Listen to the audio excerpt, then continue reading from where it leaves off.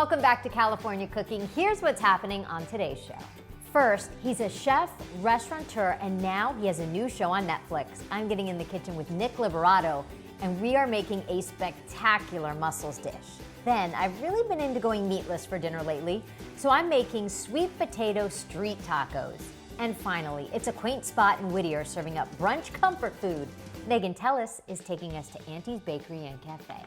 First up, there's a new show on Netflix called Restaurants on the Edge, so I invited over the host and executive producer, Nick Liberato, to talk about the show, his restaurants, and we make the yummiest mussels. Take a look.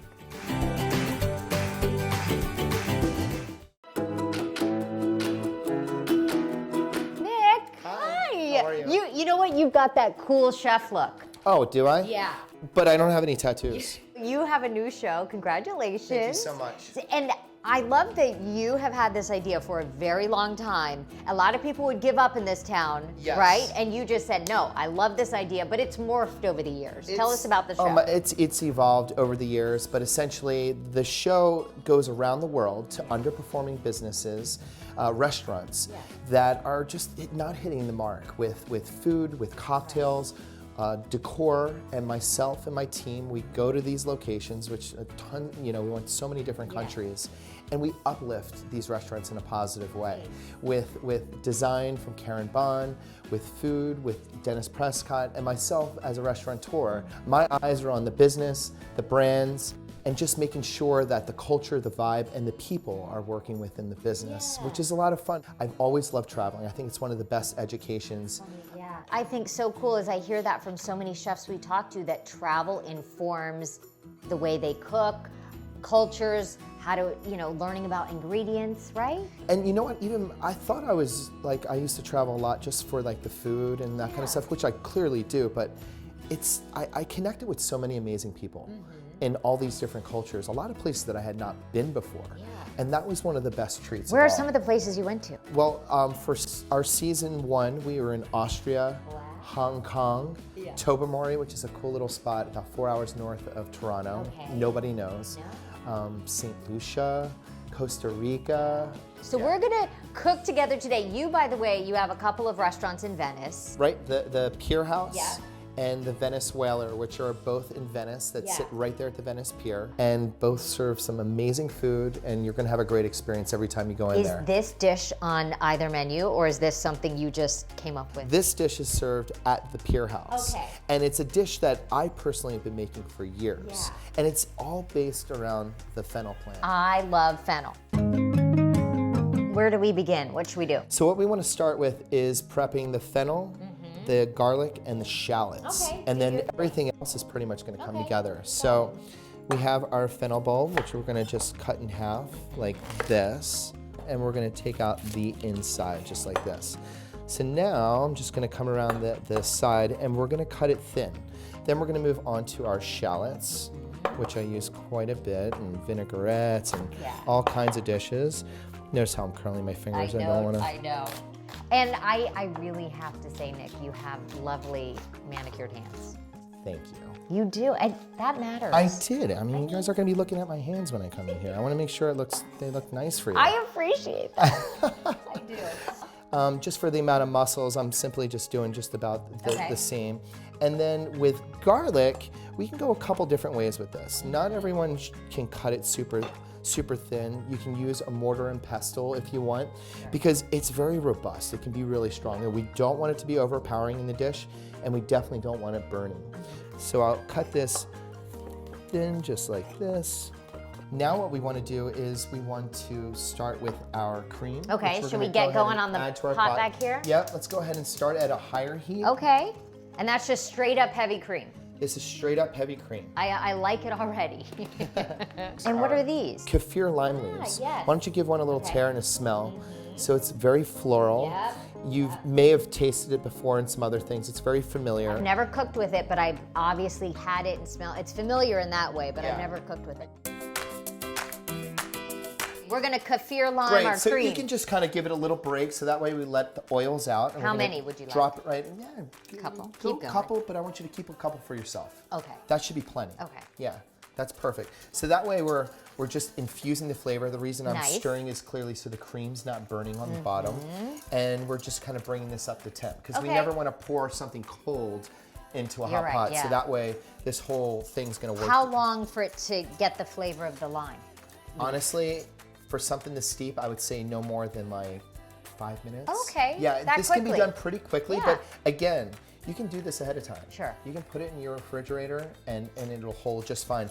You're not reducing this, you're just steeping Yeah, it into just yeah. the flavor. We're kind of good right there. Yep. I'm gonna just turn the Here, heat I'll down do it. on that. So that way it's working Yeah. while we're doing this. Okay. We're gonna make sure that Okay. heat is up. Yep. I always like to just make sure it's hot before we add our olive oil. Okay. So that way it's all working together. Yeah. So we have our fennel. I'm gonna go with a little bit more. And there's some salt over there in that little thing. Awesome. We'll salt at the end. Okay. So now we're sizzling, we're popping. That's how you know it's happy, Yeah. when you hear it. So those are cooking. We're gonna go ahead and add our shallots. And then we're gonna add our garlic. So Okay. we're gonna move pretty fast now.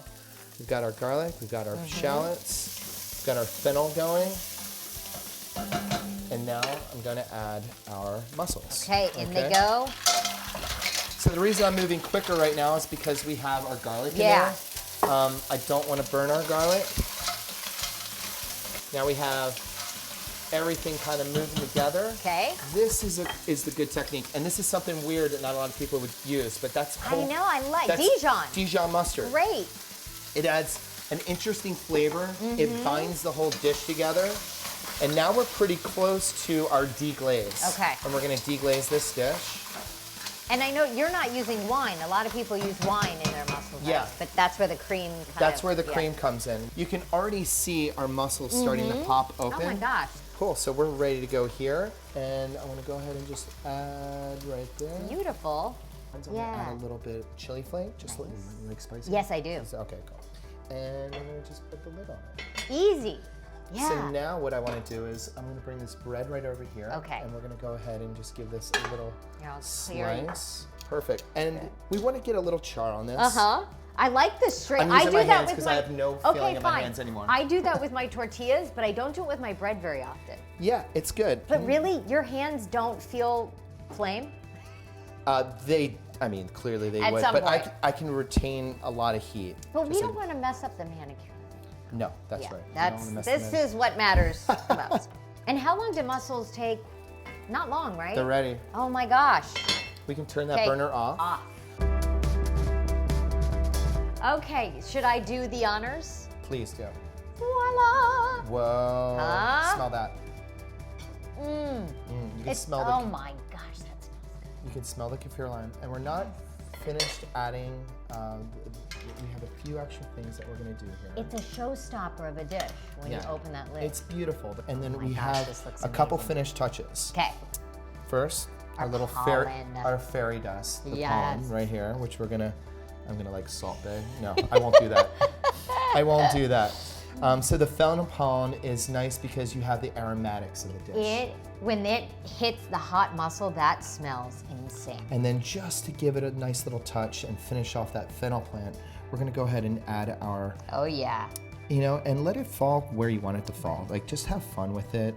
And we have our bread, which we can, of course, kind of Tuck on in there. tuck on in there just like that. Look at this dish, Nick. Gorgeous. I resisted from just digging into the pot, and we plated it, and we got ourselves plates and forks. Yes, we're being civilized. We're being civilized. Okay. Yes. So, should we just dig in here? Please, bon appetit. That is so good. And get down into that juice right there. I am. And you'll I'm get some getting. of that. Yeah, there you Okay. go. Boom. You stick your bread. Oh my gosh. Boom. I was just gonna punch you like You can punch regular, me. but It's okay. I'll fist bump That's instead. good. So now you're getting all those flavors. You're getting the kaffir lime, the mustard, the fennel pollen. I like it. You know, I've had the mussels with the wine, and I love the kaffir in the cream. It's nice. You don't need anything else in life if you put that out there with your friends and family. Thanks, Nick. Mwah. Thank you so much for having me. So delicious. I had such a good time with Nick, and I am telling you, those mussels are the best I've ever had. I'm definitely making that again. Coming up, Eggs Benedict dulce de leche waffles, berry French toast, and more. Megan Tellis has taken us to a great brunch spot in Uptown Whittier. Then, I know Levi loves cheeseburgers, but will he like my cheeseburger empanada? We'll find out, but first, I'm making sweet potato tacos, and I'm telling you, you won't miss the meat. That's coming up next.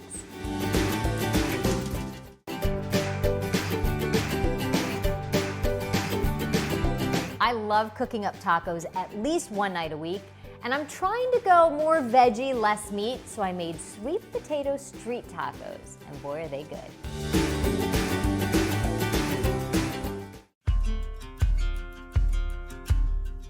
So it's that age-old debate, what's for dinner? And the other night, I had some sweet potatoes in the fridge, and I thought, okay, what can we do with the sweet potatoes? And then I remember going to a restaurant called Gracias Madre in West Hollywood, and it's a vegetarian restaurant, vegan I think even, but what they do with their food is they have tacos and enchiladas and all these yummy things, and a main ingredient for them is sweet potato. And I thought, okay, let's make something like a sweet potato taco maybe. So that's what I did, and it was yummy. I mean, it had the flavors, it just didn't have any meat, which I'm okay with. I'm really trying to do more veggie-centric dishes these days. So with the sweet potato, I'm just gonna cut it up into chunks.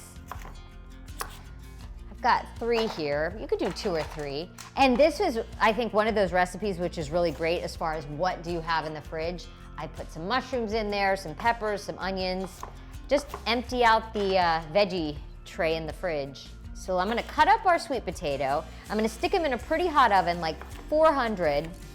And seasoning these sweet potatoes is where it's at, because I'm gonna do chili powder, paprika, garlic, cumin, so they have lots of flavor. To our seasoning, let's flatten these out so they all have room to brown nicely. Hit them with some olive oil, salt. Potatoes need a lot of salt, especially sweet potatoes because they are sweet. Good amount of salt, some garlic powder, some paprika, and this is where I go nuts. I just pour it on, and the only thing you can do too much of is salt. Other than that, you can go nuts with your seasoning. Chili powder. And chili powder is not spicy, it's kind of more smoky. Ground cumin. And then these are really gonna be seasoned. So it'll give you the taste that you're familiar with on a taco that usually you season your chicken or your steak with. But it'll be on your sweet potato instead. And now you just make sure everything gets coated. There we go, and we're gonna pop it in the oven. I would check these in about 20 minutes. You just want them soft. So our sweet potato have cooked up and they're beautifully browned. I also put a few mushrooms in the oven. I had some mushrooms left over from another recipe. So I put those in the hot oven, just a little bit of olive oil and salt. And now I got some beautiful poblano peppers, and I'm gonna cook up some poblano. You could do these in the oven. I like the idea of just doing them in a skillet. So I have a skillet back there starting to heat up, and I'm gonna add the green onions and my poblanos, and then I will cook these up. To go on our tacos, I'm also going to add some raw cabbage, and that'll just give you the crunch. So a thin shredding of our cabbage, and you guys will see all of the colors on our tacos. So olive oil, a splash of white vinegar. I want it to have tang, or red wine vinegar too. A little drizzle of honey or agave, and I think honey and agave just take out the bitterness of cabbage, and the longer this sits, the better. Really. Okay. Squeeze a lime, and that's it. We've got that done, and a good pinch of salt. Stir that up. And while our peppers are going, I cannot have a taco without sour cream. And I'm gonna make a chipotle sour cream. Sour cream in the bowl. And my favorite chipotle peppers, they're smoky, they're spicy. So we'll add that to our sour cream. Lime, and that's it. We've got our sauce. Stir that up. And now we've got our topping for our little sweet potato street tacos. Okay, this is how I like to heat up my tortillas. Open flame, but you just have to watch and let them get nice and toasted. Gotta be fast. Oh, see? Ah! Okay, done. The last touch is avocado, and I like to squeeze some lemon or lime so it stays nice, and I score it. So I just take the knife and score it. Although this avocado is not quite as ripe as I like, but I'm gonna add that to our platter. Look at the colors on our taco platter. It's orange, green, red, purple. It's every color in the rainbow. This is how I like to eat my veggies. In a tortilla with sour cream. So let's assemble. I'm gonna do the mini taco first, my little street taco. We'll do our sweet potato, our poblano, a little onion, the tomatoes, which are nice and soft and charbroiled, our cabbage, and why not stick a couple of mushrooms in there. Then, to top it all off, we must do our chipotle. Look at this little beauty. It's gonna be a mess though. I can just, that's good. Best veggie taco I ever had. Those are so tasty, and I'm telling you, you won't miss the meat. Coming up, Megan Tellis is taking us to a quaint spot in Whittier, serving up brunch comfort food. Plus, will Levi like my cheeseburger empanada? We'll find out next.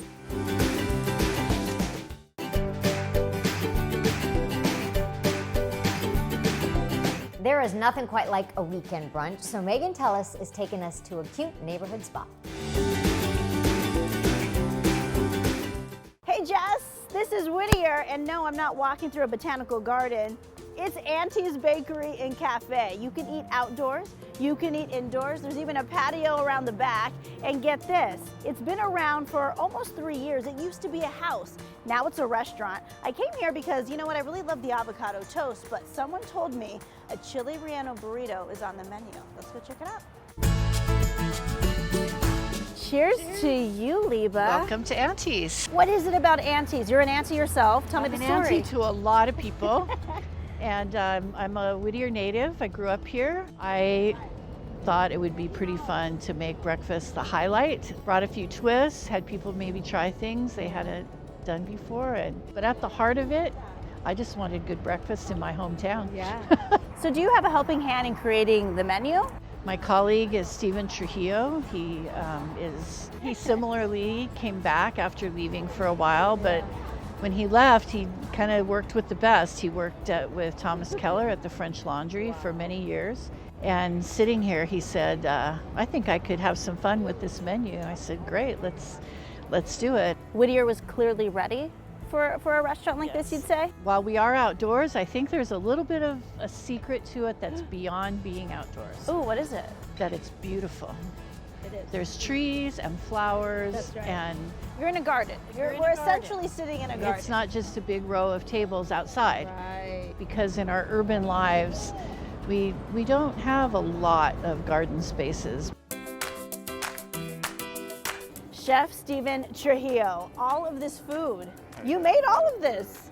Yeah, we wanted to treat you guys, so Thank you. it's kind of the feel here at Auntie's is to make everybody feel at home and warm. I see an empanada. Your background, It's French cuisine. French cuisine. So what would you call this? Traditional term is petivier, but it resembles an empanada. That's what we're calling it, so it's approachable to everybody else. But it's a light, really flaky dough, and inside is ground chorizo. So kind of like if your mom were making scrambled eggs and chorizo on a Sunday morning. Like a pastry. Like a chorizo pastry. Exactly. I like it's less breakfast, more brunch. With the arugula, I'm feeling more lunch. Right. That's where we try to hit the sweet spot in between those two. Okay, this is just gorgeous. We started making our own brioche, so it's our recipe, our house recipe, super traditional French brioche. So it's really eggy in itself. It's very rich. We just hit it on the griddle and a little bit of like a custard base, and top it with some fresh seasonal fruit, fresh lemon curd that we make here. It's delicious. Yeah, I we go really for a ton taste of the it. lemon, but it's not too much. It's not overpowering. Yeah. The chili relleno burrito. Yeah. My grandma Lola would love this. She loves the typical chili relleno. Was there batter around the chili? Oh yeah, it's a batter full-on and chili relleno inside a burrito. And how about the dipping? You can I pour it on top, however you prefer. I recommend. It's a salsa verde here. All right, cheers. Enjoy.